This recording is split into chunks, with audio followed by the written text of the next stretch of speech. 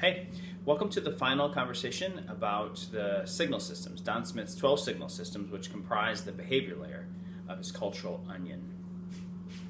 I'm just going to give you some quick advice about how to do this. If you came and lived with us for a little while, I would take you out and do it with you. I would teach you how to do it.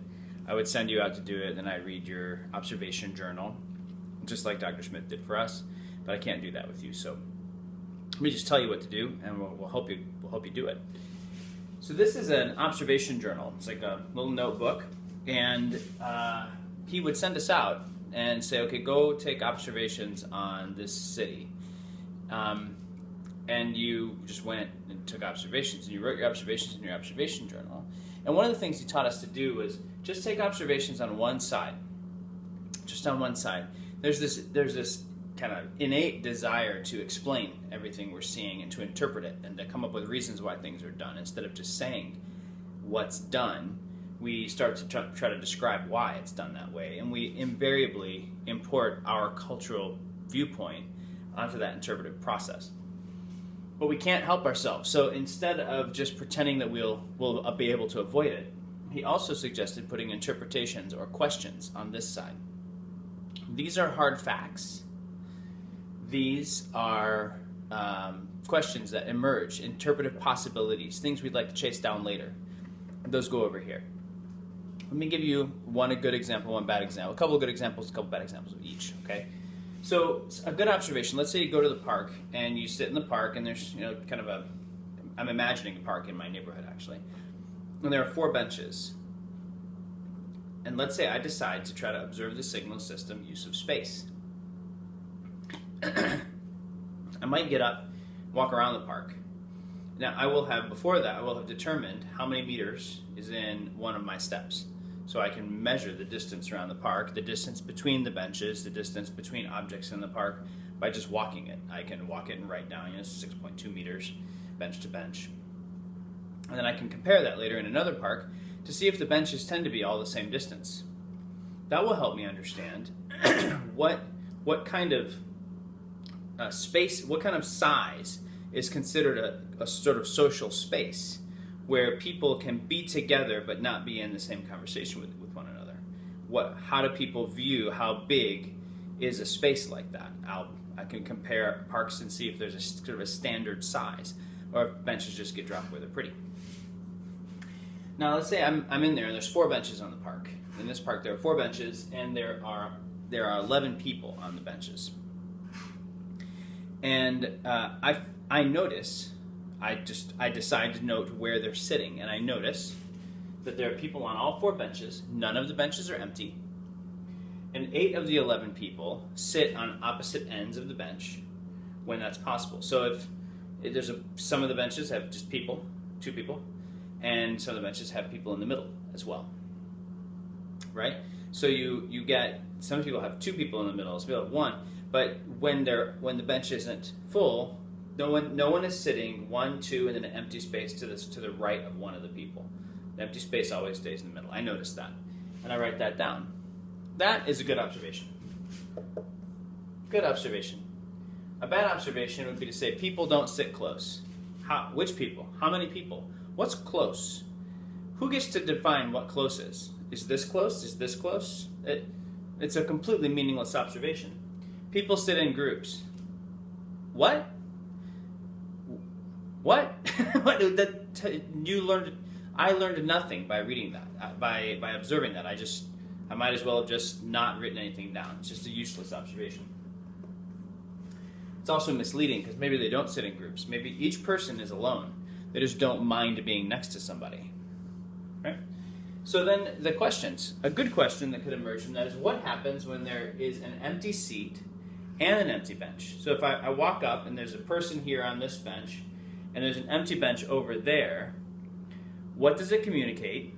Not what does it communicate. What happens? What happens? Does a person sit down on the bench next to the other person that they don't know, or that I think they don't know because I don't know? Or do I watch them walk all the way across the park to the other bench? That's a good question. So I start looking for that when I'm in parks. A potential interpretation of this data, this is a behavior set that's not uncommon in the States, And a lazy interpretation would be, oh, it's the same as America. It's not. You made one observation. And further, cultures aren't measured by their relative distance from American culture or from your home culture. So this is not a good interpretation, right? Sorry, this one is bad. This one's good, and this one's bad. So here's how I would do this if I were you. I would give myself chunks of between 15 minutes and an hour, hour and a half, and I would go someplace, and I would decide I'm going to look for these 4 signal systems today, or just this signal system, or these 2 signal systems. So let's say I decide that I'm going to look for these 3, kinesic, optical, and tactile. Or I'm going to look for pictorial, tactile, and audio. I'm going to look for those. What I might do first, though, I might go to the place I'm going to observe, like a park, in this example, a park bench, or maybe I'm going to walk the neighborhood, or I'm going to go to Little Cambodia, or I'm going to go to Little China, or I'm going to go to the Kurdish neighborhood, or I'm going to watch a movie from Vietnam, made in Vietnam, written by Vietnamese and acted out by Vietnamese actors, and I'm going to watch it. And the first thing I'm going to do is I'm just going to sit down and just write down everything I notice. Just jot down every single thing I notice, whether or not it has to do with those 3 signal systems. Just get all of the first blush, the whole first set of things that attack my senses, get all those down, and they're legitimate, and just get them all down, and then start to intentionally pay attention to 3 signals. So I might shut my eyes and see all the things I hear because I'm looking for audio. Right? I might shut my eyes and set a timer and just note every sound that I hear for the minute on my timer. Right?